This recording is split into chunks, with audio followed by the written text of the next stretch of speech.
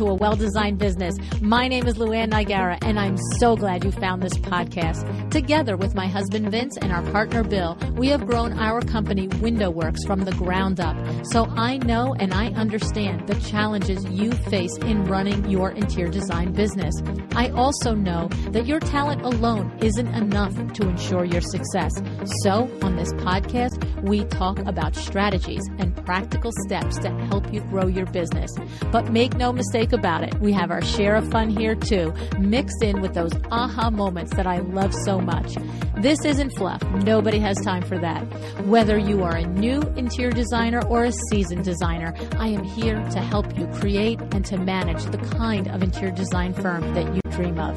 It's straight talk and it's action. Are you ready? Let's get started. Hi, welcome to A Well-Designed Business. It's Power Talk Friday. Stacey Brown Randall joins me today. Stacey is a 3-time repeat guest on the show, and she is also one of the co-authors in my new book, A Well-Designed Business, the Power Talk Friday Expert. As you might guess, not everyone gets invited back to the show for encore performances, and not anyone gets invited to be in a book that I put out into the world.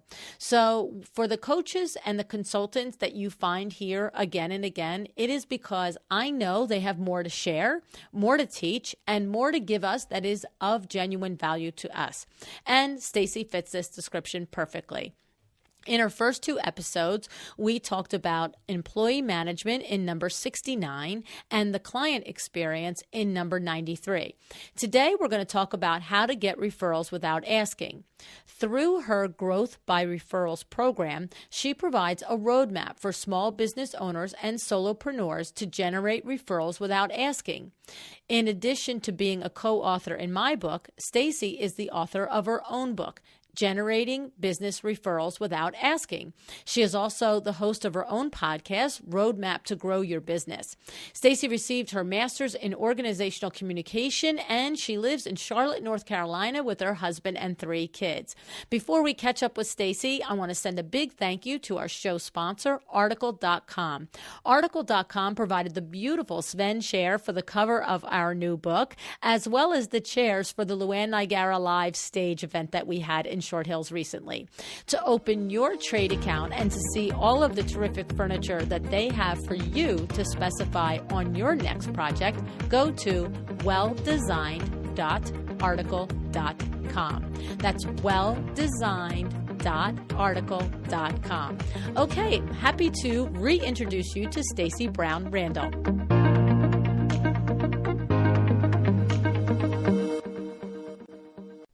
Hey, Stace, thanks so much for joining me on A Well-Designed Business today.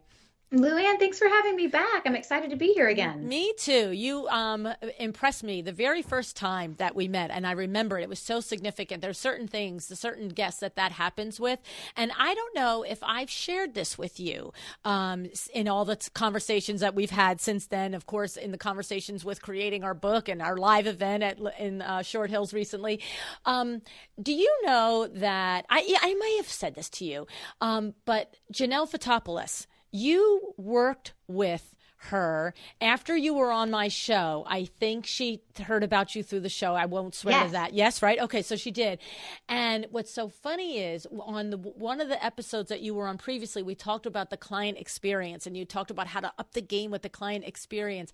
And then when Janelle came on, it was like a year and a half later, and she was talking about how in her process in her firm, Blakely Interiors, she changed certain things based on her working with you and upping the client experience and how successful it was. And I thought, I love stories like that where somebody gets connected from the podcast and there's a positive outcome and both people enjoy a positive outcome. And so I just have to say, everybody has to go back and listen to Janelle's episode, and I'll look up the number and put it in the outro because it really is a testament to the work that you do, Stacey. And that's why you're back here, and that's why you're in my book, because I really, really love the work that you do with all entrepreneurs, and that you do have this little subset specialty with our industry interior designer. She was a dream client because, and any person out there, whether as an interior designer or as a coach or as a bookkeeper, it doesn't matter. We all believe that our dream clients are the ones who listen to us and then do what we say. Yes. And she was a star student. Yeah. And it's funny because we started with her client experience because ultimately she wanted more referrals, which of course I know is what we're going to talk about today. She wanted more referrals.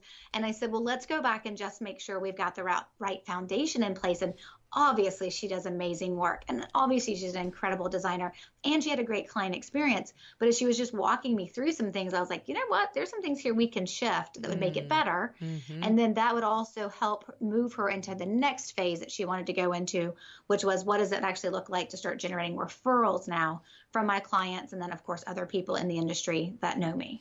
I have to say, I think you are the person. You'll tell me if I should have listened to the episode again before I spoke to you, but I think you're the person that encouraged her to say this particular thing at this particular part of the process. And since then, it has become something that we all share in the industry. And I think it started with you. And that was, I remember Janelle saying that when she has the beginning conversation with her client and they're setting up the project, she'll say, it's like we have this conversation all the time, managing your client expectations.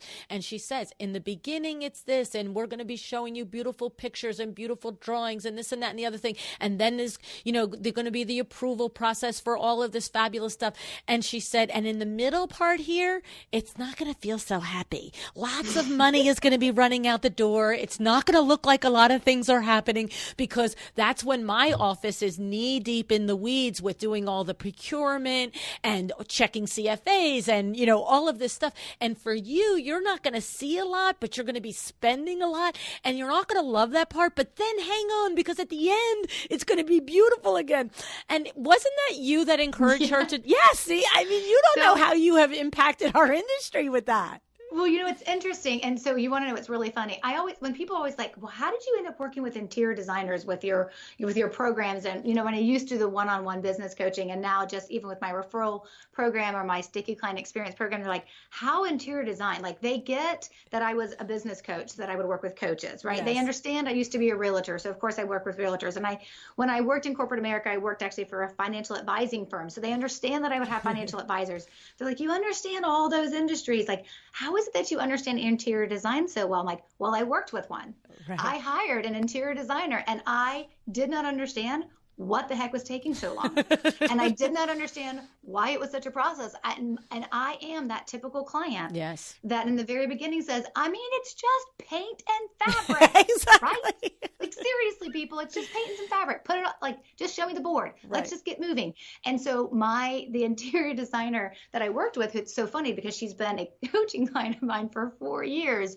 I was like that terrible client. Right. And then when I realized I was that terrible client, because then I realized what it took for her to do, I said, you got to tell us. That's right. You got to tell us in advance what this looks like, because I am going to reduce what you do, that beautiful, creative, amazing things that I can't do. And it's why I'm hiring you. But because I can't do it, I don't know what it looks like. So I'm assuming it's not that difficult and I'm reducing it down to something that's not fair. You got to set me straight, but you got to do it in a way that I won't be offended. And I won't be offended if you tell me in advance. Exactly. And that setting expectations is huge. When I talk to people, and I tell them with my sticky client experience course, is kind of what Janelle kind of had the opportunity to go through, was you have to set expectations, because when we set expectations, you know what, this part's not going to be so fun. When we get to that part and that client starts going crazy, you can say, remember when we talked about this? Right. We talked about this. And actually in my sticky client experience course, I actually have people design a roadmap. Think Candyland,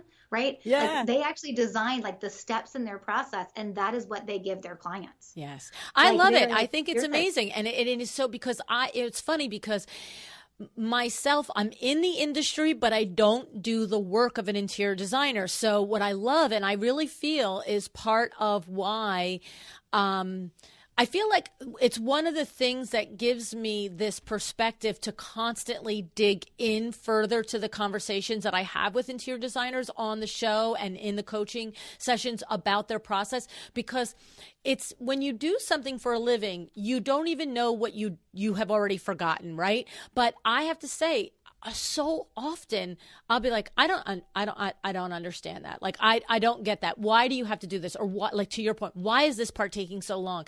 And it's in there explaining it to me that I go, oh, right. And then it's the same thing. It's like, you have to tell me that, because I love the way you say it. You're going to reduce it to something simple. I'm the same way, Stace. I'll be like, seriously, this part is taking weight. I would be that same exact client that would be all disgruntled because I'm not seeing what they're doing. And that was just such clarity when Janelle shared that your advice was to tell the person ahead of time. And we have repeated that so many times on the show since then. And so hats off to you to, like, for somebody like myself, I understood that disgruntledness, but I didn't have the clarity to say, oh, right, do this, then that. And I love it. So thank you from me and all of my buddies out there. You are so welcome. And it's funny. And you know, the one thing I teach people is that actually is a part of your process. Right. Like that is a step in Janelle's process. Right. Now. Like that's what she said. Yes. A new client, she is walking them through that. And a lot of times you can use that same expectation setting before they've even said yes. Right. And sometimes it sets you apart for why they will choose you. Exactly. Because like, I know what I'm going to get. I know it's going to look like. She didn't, hold back. She didn't pull any punches. Like, I know exactly what this is going to look like. And I think that's really important in that process is it's not just giving something that you should be doing. Like what I wanted to see is I wanted it to become a part of the process. So it happened every time. Right. Well, you know what? It's so funny because we think of it when it happens in other industries, we appreciate it and we know it, and we couldn't imagine going through the process without the other person explaining it. Right. So here's a perfect example. How about, have you ever had even a minor medical procedure, let alone a major one? Would you ever just show up at, like, even if it's a root canal, are you ever just going to show up for your 10 a.m. appointment and like, not sure what's going to happen from, when I get there at 10, but I don't know, maybe I'll be there an hour, maybe I'll be there 5 hours, maybe I could drive home, maybe I can't. Like, you would never do that. And you would look at your dentist like, I'm sorry, I kind of need to know what's going to happen here. And the thing is, what's so funny is that's an hour-long procedure, but yet sometimes interior designers will expect their client to go through a 3, 5, 6, 8, 10-month, year-long process and not have the roadmap, not know where the project is going to go and what the touch points are going to be and where it's going to be fun and where it's going to be painful and where it's going to be expensive and where there's going to be a lot of communication and where there's not. And it's because that we know our roadmap so closely that we don't realize that we have to share it with our client. And that is the secret sauce right there that I love. Yes. And it keeps you in the expert place, yes, not the I'm always apologizing place. Exactly. I love it. Anyway, so I just wanted to just give a shout out to that and, to that whole little thing there, because it's just awesome. Okay. So, but here's the thing. You're the expert on getting referrals without asking for them.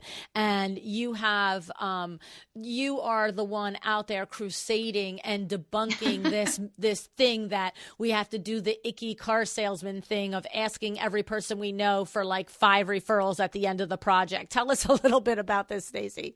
Yeah, absolutely. So, and here's the thing. The truth is the advice that we've heard for decades and decades and decades is, you can Google it, you can read books on it, you can go through sales training on it. There's so much information out there about referrals, and about 99.5, I'm kind of making that statistic up, but I think I'm pretty close, somewhere in that range of the advice is going to be that the way you make a referral happen is that you ask for it or you pay for it or you make it overly promotional and gimmicky. And that's just been the advice out there for so long. And it just goes back to the mentality of how we thought about referrals. And to be honest, a lot of people were like, so you've created a different way to do it. And I was like, yeah, but not because I thought I would start a business teaching people how to do it this way. I didn't think I was going to start a business, right, working with other people, either through my VIP one-on-one or through my online course, Growth by Referrals. I didn't think I'd start that business, right? I started figuring out how to generate referrals without asking because I hated asking. And I wanted referrals because they're easier to close. They're quicker to close. They're less price sensitive. They trust you and they haven't even met you, right? They're all the dream prospect things that you want. And I wanted more of them. And we've talked about this in a couple of the podcast episodes, but you know what? And I think I don't know if I mentioned it in our book together, but I came off of business failure. Yes, you did talk about it in your book, in your chapter. Yep. Yeah, perfect. Okay. So I came off of business failure. So very painful watching a business fail, determined not to let business number 2 fail. And which meant I had to figure out the business development pipeline. Like, how am I going to fill that funnel? And how am I going to fill it in a way that consistently works for me? Well, we all know referrals is the best way. It's the easiest way. Like, it's like ready to go client drops in your lap. And so I'm like everybody else. I went out and I started researching. I started reading the books. I read the articles, and I'm like, ick, and more ick. Like, Ixnay on the asking everybody. I know, it's like ask. And it wasn't just, oh, you should ask people. It's like, here's who to ask. Here's when to ask. Here's how to ask. Here's how you should take advantage of the fact that they like you. And then you should ask. And I'm like, who does this stuff? And then so I started paying attention to my friends that own businesses. And I'm like, do you ask for referrals? And they're like, no. Like, I want them, but I'm not doing that. It makes everybody uncomfortable. Or like, you know, and my favorite is like, they would be like, well, you know, only certain people ask. And I'm like, yeah, I guess the people who are in this very small minority that are comfortable with it, right? Because there are people out there who ask and it works. And great, go on with your bad self. I'm so glad it works for you. But I really believe there's like 80, 90, I don't know, 99.9% of the rest of us. They're like, we don't want to ask. And what that advice did to us was tell us, well, if you won't ask, then you can't receive. And some of that advice went as far to say, and there's something wrong with you. You got to get out of your own way. You got to get over your own head trash. Right. You must not be, right. Like you're not willing to be all in, and you're not willing to be the advocate for your own business. So why would you think anybody else should be? Right. And what I realized when I started, like all my people are like, I'm not asking. I'm like, I'm not asking. And then I'm reading all these books saying why you should ask. And then I came across this one article, and the title of it was 25 Ways to Ask for a Referral Without Looking Desperate. Whoa. And I was like, if you need 25 ways to do something to not look desperate, how do you think you look? It reminds me of the song 25 Ways to Leave Your Lover. Like, you look, I mean, it's just the reality. There's probably some truth to that desperation, right? Because we have to have 25 ways to overcome it. And so when I started paying attention, well, when I do receive referrals, when am I getting them? Why are they happening? So I looked back at my first business, that business that failed, and I was like, oh, well, I didn't get any. Oh, well, that's a big sign right there, right? Yeah, I that's mean, an issue in and of itself. Actually, the funny story is, LuAnn, the funny thing about my first business, my first referral I got in my first business came 2 years after I had shut it down. Oh, geez. Yeah, I was like, I'm back working in corporate America now, but thanks so much for that referral. That's it. But then I realized, well, why did that referral happen? And any referrals I had received since I had left corporate America and went back out on my own, started a business and productivity coaching practice, right? And I started working with people, and I realized I was getting referrals. I'm like, well, why are they happening? And then I started unpacking and kind of just breaking down the pieces behind the human dynamic and the psychology behind why referrals happen. And they do happen because they're triggered. And so the old school advice that we've been taught to ask, to pay, to make it promotional, to make it gimmicky, those were manufactured triggers. Those sales trainers were just trying to trigger somebody deciding to say, okay, yeah, I'll recommend you. Yeah, I'll refer you. And they didn't know how else to make it happen. Okay. So what we got left with was what they knew was working, because they could automatically force the trigger by their actions, which was the asking, the paying, or making it promotional and gimmicky. Right. But when you actually look at the human dynamic and psychology about why one of those things actually, like, why does a referral even happen? The truth is it has nothing to do with you. We think it does because we're getting a new client. And someone loves us enough to send us somebody. But that's not why they're referring us. They're referring us because they are helping somebody that they know that has a problem, and they get to look like the hero by recommending you as the solution provider. You better, right, will make them look amazing to the person that they just put their reputation on the line for. And that is ultimately why a referral happens. A real referral, not a manufactured one where you're trying to convince somebody that they need the service and then refer, but somebody who has a problem, who has a pain point, and has decided, or in this case for interior design, it may not be a pain point or that they need the medication. It may be they need the vitamin because it's time to make their house more beautiful. Like they're going for this for pleasure, right? Whether it's pleasure or whether it's for pain, We're looking for that trigger to have them say, yes, I want to work with you. But ultimately, how someone makes that decision, I'm about to spend so much money on this build, on this redesign, on this redecoration, on whatever it is. I don't want to make a mistake. So who do I trust to tell me who to use? That is the trigger for how a referral will actually ultimately happen. And so they'll go to the person they know that just had a remodel or redesign or got new window treatments or whatever it was, and they'll say, who'd you use and did you like it? Mm-hmm. Mm-hmm. And that person will say, oh my God, you can't use anyone but LuAnn. You can't use anybody but Janelle. And that is why a referral really happens. Now, what people say though, I will tell you when they hear this is, well, great. Now I can't impact it because I'm not asking, not paying, I'm not making it promotional or gimmicky. And my thought is, well, you weren't anyway, right? But they're like, now I can't impact it because that trigger is happening when somebody else knows they have a problem. They go to someone and they say, who do I use? And what I've discovered in the years that I've done this and now the hundreds and hundreds of students who've been through my program, what we've discovered is actually what you trigger is being top of mind in your referral source by taking care of them in a very specific way so that they are always thinking about you almost subconsciously. Okay. And that they are then referring you. So we're just triggering a different part of the process where we're keeping the icky stuff out of it. Okay. So let me back up for a second here. Okay. So first of all, what I want to do is just go back and re-emphasize your initial point about the manufactured triggers and why they are not successful.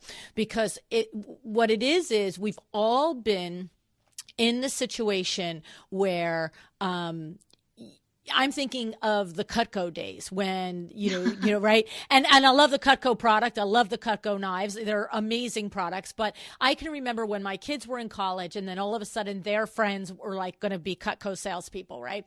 And they would show me the thing. And of course I would buy a few knives because they're, my kids' friends. And they are required to say, and Mrs. Nigara, do you have 3 friends that you could give me their names and I could offer them a presentation on the Cutco knives? And the thing is, right there, you can feel it because, to your point, the referral has nothing to do with that referral now has nothing to do with that Cutco salesperson. That referral, the person asking, it doesn't have to do with them. And if I don't have an attachment, if me, the one you're manufacturing, asking me to manufacture a referral to you, what am I thinking? I'm thinking, do I really have any friends that need Cutco knives? And if they don't, so if I don't really have any friends that need an interior designer, but I just had a great experience with the designer and the designer says to me, hey, do you have any friends that you can refer me to? If I don't really have a genuine friend that needs a designer, then it's not helping my friend by giving their name to you, and it's not helping me feel good because I don't really think my friend needs a designer. Whereas, in other words, your germane of what is a powerful referral is me as the referral person. I feel great because I've helped my friend out, and my friend feels great because they've gotten a good, reliable resource. So the manufacturer trigger is not going to work. It's not going to be happiness, okay? And then now where we just left you, where I want to just get you back to where you were, is that when we do business, we've all had the experience of doing business with somebody, whether we've been the purchaser or we've been the seller, where I know for window treatments, it's a little different. You're going to be my customer for 35 years. And it's funny because I will run into somebody at the grocery store that maybe I did work for 5, 6, 7 years ago. And I'm like, oh my goodness, how are you? Blah, blah, blah. And they're like, I'll be like, what's going on? Oh yeah, we sold the house. We downsized. We're in a townhouse now. And my brain's going, who did your window treatments? You know what I mean? I'm like, oh, that's great. And I'm thinking to myself, and usually they'll go, I couldn't remember the name of your company. And we pride ourselves on our referrals and our retention rate, and we have an excellent one, but there's no way I'm going to stand here and tell you that kind of thing has not happen where people are like, yeah, or it's just, or whatever it is, or even it's like, my girlfriend just used somebody next door, and so I used them. And to your point, either I didn't keep top of mind, or I might have been top of mind, but I didn't keep the pull strong enough that they could not avoid calling me again, that they easily went to somebody else and thought, a little pang in the back of their head, I kind of could have called LuAnn, but this one's right here and it's easy, right? And that's your thing. That's where you're going now, with making that experience, to your words, so sticky and so excellent that the trigger is a consistent thing, so that you are right there when they want to do it again, right? So yeah, the way I want you to think about it is that you have a client experience that happens for all of your clients. And to your point, the way we want to keep our alumni clients, right? That's what I like to call our previous clients. Don't call them previous or past. Call them alumni, because what do alumni do? They still love their school. They still give money to their school, right? They still go to the football games, right? So there are alumni clients. That's it. My new phrase, alumni clients. Yeah. I love it. We want to have that drip campaign or that triggering mechanism or whatever it is. Every year they're going to, and they're alumni clients, and they may not sell their house. And so it's not like they need to hear from you every month, but maybe they do get the Christmas card that's got you and the whole Window Works team on it, right? Like maybe it's that piece. Maybe it's they get something, a couple times a year, so it's harder for them to forget who you are. So that is our client experience. But when we're trying to trigger referrals from our clients, or, another person in our industry, so architects can be a really good referral source for interior designers. Right. So when we're trying to either trigger our clients to refer us, so not repeat themselves, not come back to do business with us again, because here's the thing, someone refers you, you got them repeat client for life. Okay. Right. If they're willing to refer you, they're not doing it. They're not doing their window treatments or anything else with anybody else. Right. Exactly. Understood. But so it's that client experience, that sticky client experience has to be there for all clients when they're new, when they're you're doing the work with them, and then they move into the alumni phase, right? And you just keep that relationship going. But the referral experience is almost, think about this as like a sandwich, right? Our client experience is like the piece of bread, and everybody gets the piece of bread. But the referral experience is that piece of meat or cheese or whatever, right, layered on top of that piece of bread that is only for those people who are referring us, or we believe have the ability or the willingness to refer us if we just took care of them in a specific way.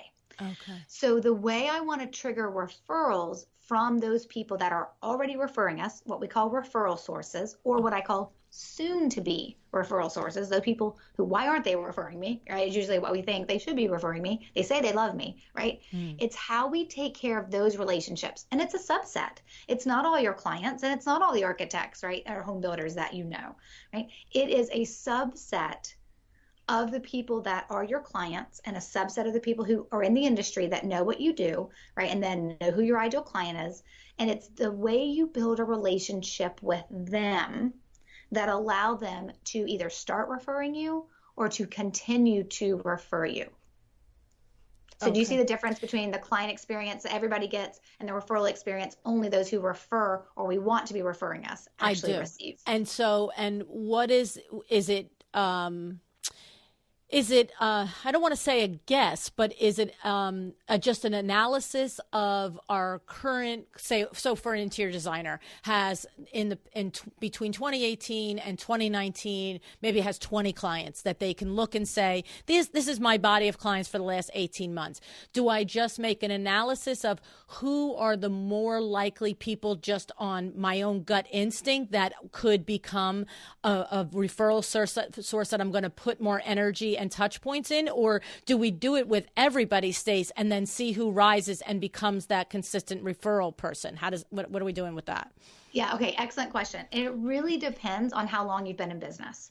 Okay. So if I'm having a conversation with a designer who's been in business 3, 4, 5, 10, 15 years, more than likely, if they're doing great work, and then they probably are if they're still in business that long, they are actually receiving referrals already. So we're going to start by identifying, well, who's already referring you, right? So we'll go through your list of clients and we'll determine which ones came through Houzz and which ones came through Google and which ones came through a referral because from the architect or the referral from the client from 2 years ago, right? So we'll identify the names of the people who are your referral sources by looking back at your clients. And then we're going to have our list of referral sources, and that list is gold. I mean, sparkly, sparkly glitter gold, because those are the people who make your life easier because they drop ready to go clients for the most part into your lap. Now, if I've been in business, if I'm an interior designer and I'm a newbie, right? And I've only been in business a year or two, right? I think what do you call them? Baby designers? Yep. Right, okay. So if I'm a baby designer and I've been in business a year or two, more than likely I don't have referral sources. I may have one or two, but I don't have what I would expect another designer to have, which is probably a dozen or two or 3 dozen, right? Like most people don't need hundreds of referral sources. No. They can't manage that many referrals. Most don't even need 50 referral sources, but most people fall somewhere between 12 and 24. And some people will get up to the 30s depending on their volume of what the type of work they do. So it depends on how many clients they need, really dictates the number of referral sources. So, but if I'm a baby designer and I've only been in business a year or two, right, I probably don't have referral sources. So what I need to be paying attention to is identifying when I do have clients that I'm working with, or I do know people in the industry who could be referring me, right? It's identifying who those people are. And then it's the same type of process that we apply to our referral sources, but a little different because they've never referred us. So the language is a little bit different of how we go about building a relationship with them. And that is ultimately what it comes down to. We want to build a relationship with those that we think could be referring us, and we want to take care of them. If that is the only thing you walk away from this interview with is that when I'm having a conversation with somebody who has the potential to refer me, I'm going to stop making it about me because referrals are never about me. And to get to a referral, I have to have a relationship with this person. And the only way this person is going to care about having a relationship with me is if I make it all about them. That's how relationships start. They become two-way streets. They don't typically start there. Right. So I'm going to sit at this meeting and I'm going to have a conversation with you and I'm going to ask you about your business and I'm going to try to think, are there people I can connect you with? And I'm going to ask you, have you read this book? And then maybe I'll send you the book after, right? If you've said, oh my gosh, you need to go read this book, right? Like I'm going to pay attention to how I can have a conversation about you. And then I'm not going to expect anything to happen after that first conversation. But I want to start building a relationship with you. So maybe I want to make sure I'm following up with you every couple of months, or maybe I'm sending you something when I see something I think is relevant to you, or maybe I'm going to this networking event and I'm going to invite you to go along with me so we can go together. I'm going to build a relationship. And then once I get that first referral from you, and there is referral seed language that I tell people to plant. That's always what I tell people inside my program. That's the secret sauce, is the language that we use so they think about us in the way we want them thinking about us as we're doing these things.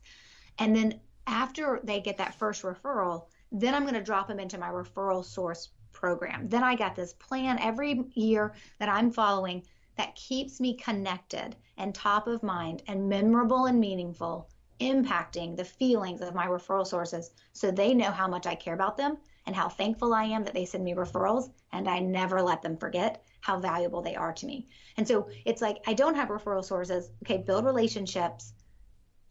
Pay attention to those relationships, keep them warm, get our first referral from them, then drop that new referral source into an actual 12-month or 1-year plan. It's not a 12-month plan like 12 things. It's just a 1-year plan where you're actively paying attention to how you're going to really nurture the relationship with your referral sources. And I don't care if they're local or long distance, right? I mean, the truth is, inside my Growth by Referrals program, we have 6 different countries represented. Obviously, lots of students from the United States, but we're in Canada, UK, Germany, New Zealand, and Australia. And so the truth is, I have referral sources. Yeah, I have referral sources all over the world. And most of my referral sources no longer sit in Charlotte, North Carolina, where I am, because I'm not building a local business anymore. I'm building a national and international one.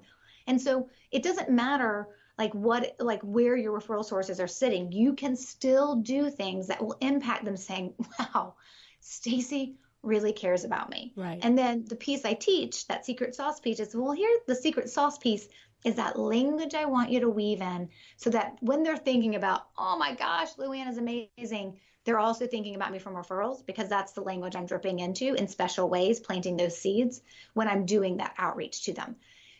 At the end of the day, LuAnn, this can be as complicated or as simple as someone wants it to be. But the truth is, all I'm teaching people how to do is know who is sending you new clients, know who are your referral sources, and then make sure you take care of them throughout a year, every year, year over year.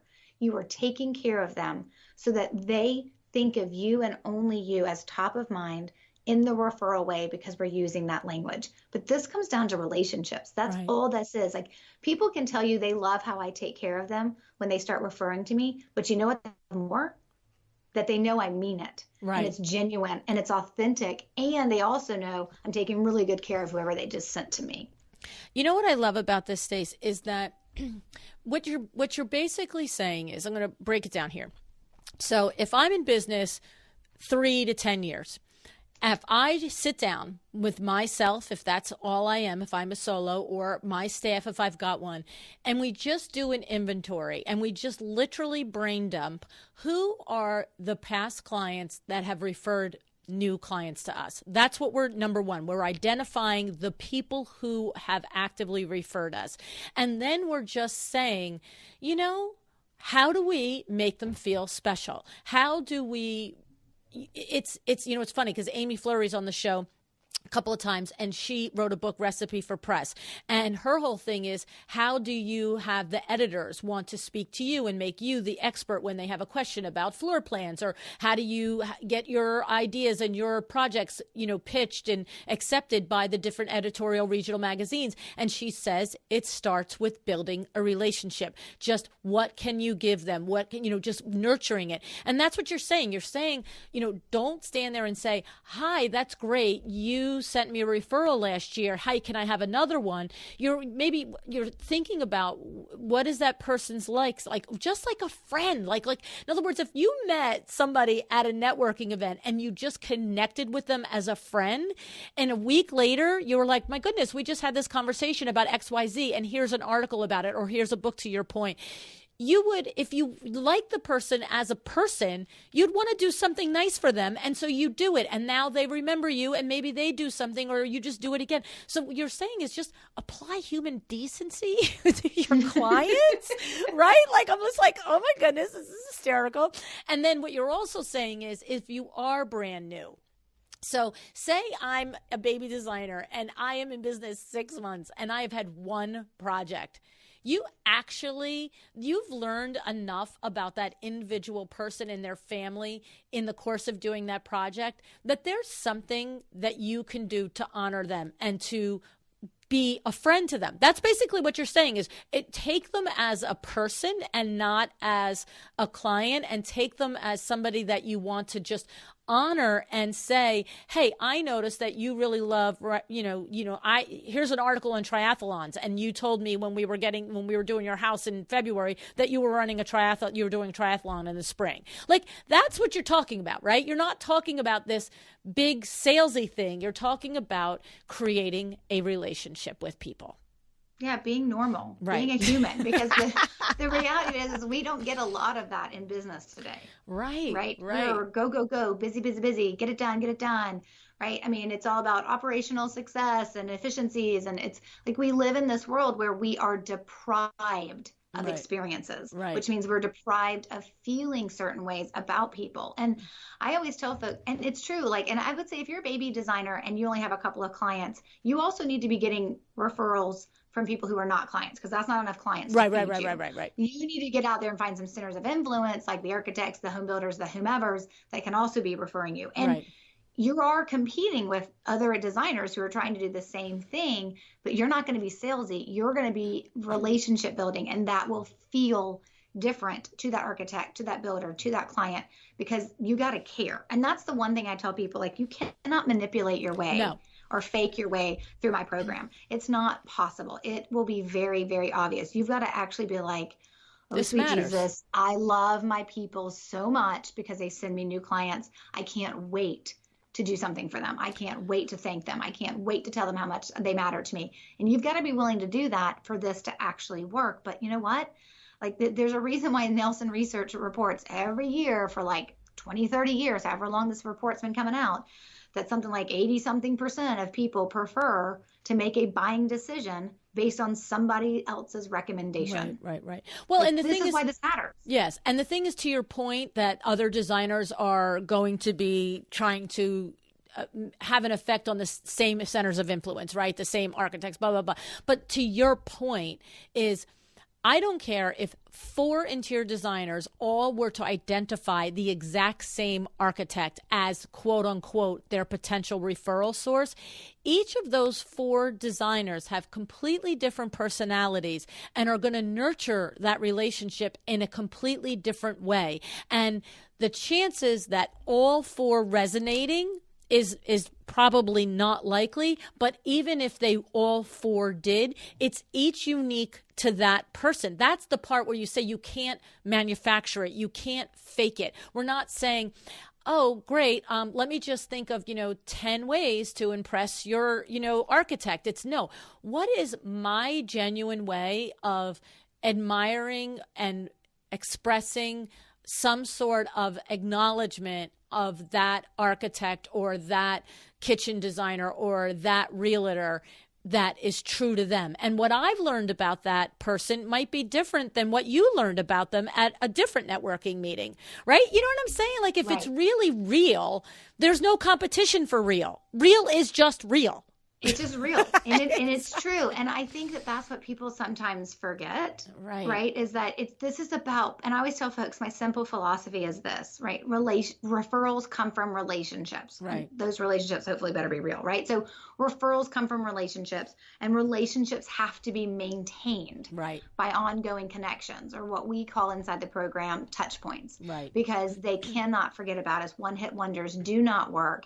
And I mean, how many times have you referred someone to someone and then wondered what the heck happened? Right. Like that's the worst thing you can do. And people do it every day. Right. I mean, I have people in my program being like, yeah, that's totally me. And I'm like, that's okay. I have a way. We're going to fix it. We're going to start and we're going to fix it. But moving forward, you can't be like that. Like you have to remember that these people make your life easier. And so reward them in terms of, and I don't mean reward them like buy them a bunch of gifts. I just mean like reward that habit of them referring you.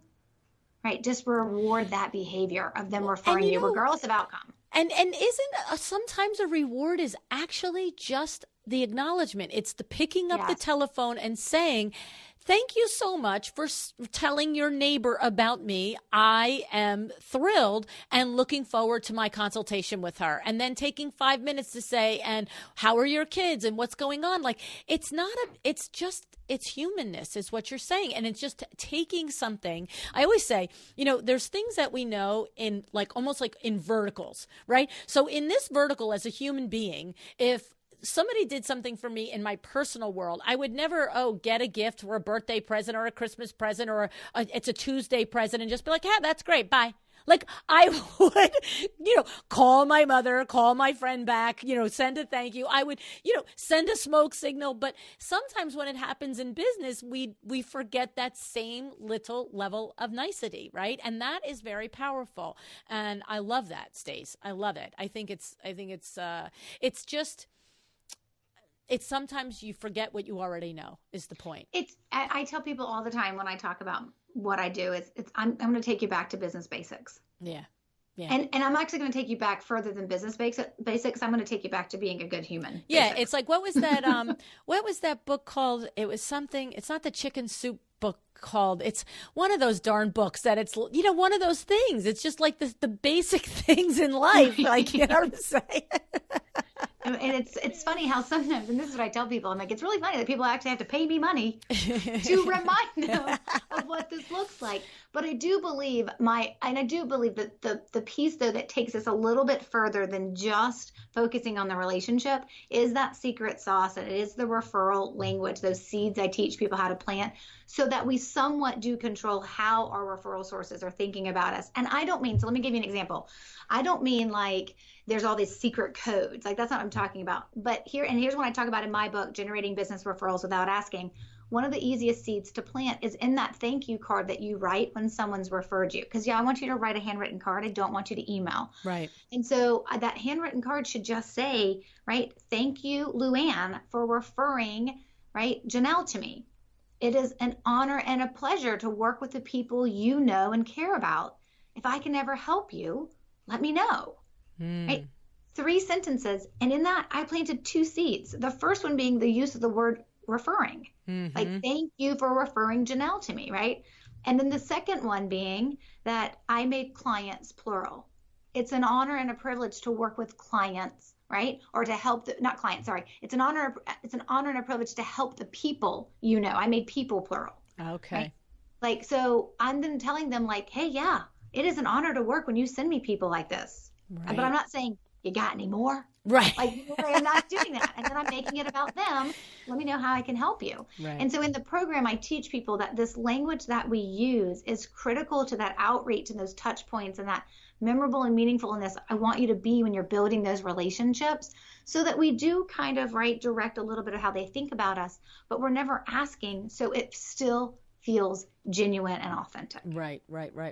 It's pretty good. I love that language there, because it is, I mean, that's where the nuance comes in of the intention, because this is for the betterment of our business and for, you know, being productive and profitable. And it is okay that within the genuine thought that we are directing the conversation to where we want to go. It's no different. I'm going to tell somebody right now, it's no different when you know a particular, let's say, color paint is a better color paint than another color for your client's XYZ room. You know, there's a way that you deliver that presentation of that color paint that steers them to understand with as least opposition as possible that this is the better color paint. So it doesn't mean that, you know, you're just steering them to a random color paint because you don't care. You actually care, and you want them to have the good color paint. And so because of that, you will phrase it and position it so that it's easier for them to imagine it, say yes to it, and purchase it. And this is the same thing. Just because there is a positioning in the genuine thank you doesn't take away the value of the thank you. Just like it doesn't take away that color paint is actually the better color paint. Does that make sense? That analogy there? Yep. Yeah. Absolutely. I love it. All right. Amazing. So Stace, you have your book, you have your chapter in my book. I think there's a lot more information that people can get to round out what you've already, you know, started with us here. You also have your podcast that they can listen to. And of course, you know, it all starts at your website. Tell us your website so we can find everything. Absolutely. So, of course, home base for me is my website, StaceyBrownRandall.com, and Stacey is spelled with an E. So StaceyBrownRandall.com is the home base. And on there, you'll find a link to my book, Generating Business Referrals Without Asking. You'll find information on my podcast, Roadmap to Grow Your Business. But the one place I tell everybody to start when they're starting with me is and you can find it in my website, but it's to take the Referral Ninja quiz. Remember, LuAnn, we had everyone do this live at your event. They all took the quiz, and then they kind of reported out what their level of ninja was in terms of their referral generation skills. But just go to StaceyBrownRandall.com/quiz. Go to that link, answer those 9 simple questions, and figure out how well do you do generating referrals without asking now. And then let's figure out where we can get you to take you up to the top level, which is my level, which is the Referral Ninja Master level. And only 2% of the people who take the quiz end up there. So don't be surprised if you're not a master. But that is the best place to start. Like, well, what does this look like for me? And then you'll get resources from there. And of course, you can read my book and listen to the podcast, but you'll get resources from there that'll help you understand what it looks like to move forward in your journey, to move yourself, you know, from a referral ninja if you're a beginner or in training, and move yourself to that master level. It's just a great place to start. And of course, those resources are free. So you can start there and kind of understand what this looks like for you. That's awesome, Stacey. Thank you so much. I'm so glad that you came back on the show today. I'm so excited to have everybody just be reintroduced to you, and, you know, awesome stuff. Thank you. Well, it's been my pleasure. Thanks for having me back anytime.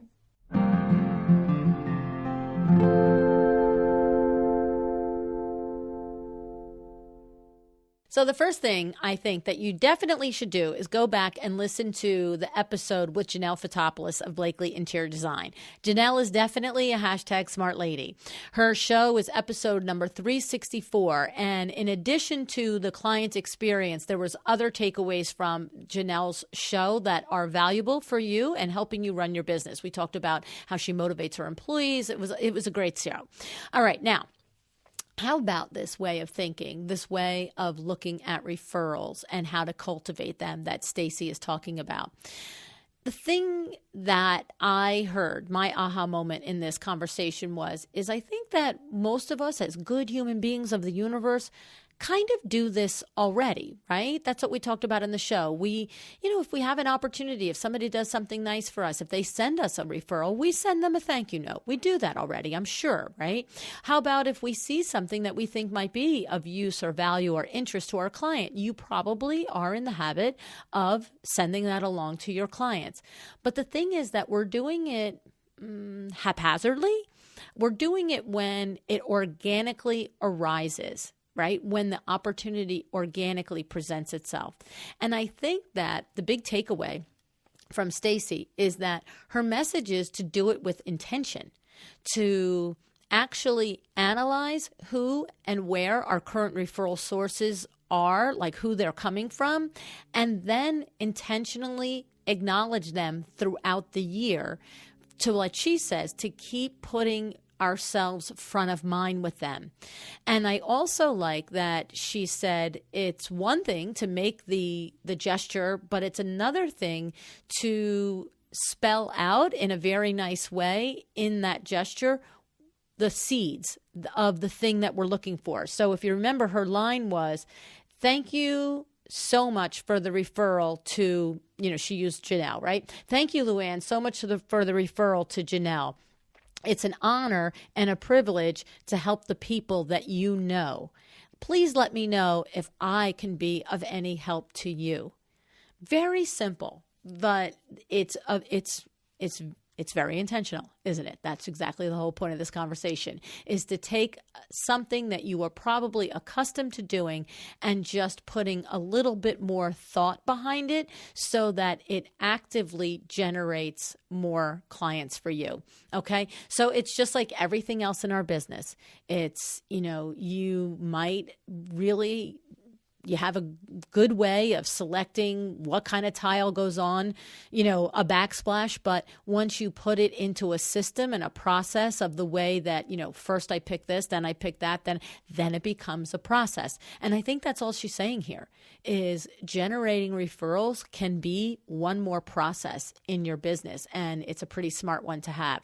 So I love it. I love it. I love it. I love it. I love it. All right. Now, be sure to check out her podcast and her book and her programs, and you can find them all at StaceyBrownRandall.com. All right? Thank you for joining me today. If you would like to get your hands on a copy of my new book, please go to LuAnnNiagara.com/book2. And if you are one of the people that have already either sent me a DM or tagged me in a social media post that you've already gotten your hands on the book, and if you've read it and you've liked it, I'd be really grateful if you left a review on Amazon. We all know how the googly man likes the reviews. Okay?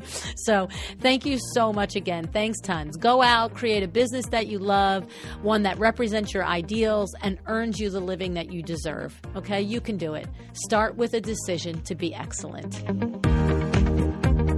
Thank you so much for joining me again today. This podcast is a production of WindowWorks, your resource for custom window treatments and awnings. To learn how we can help you on your next interior design project, go to www.windowworks-nj.com.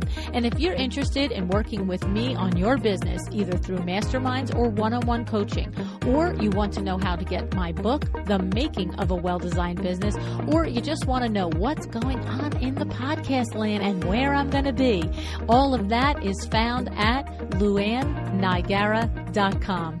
Thank you so much. Have an excellent day.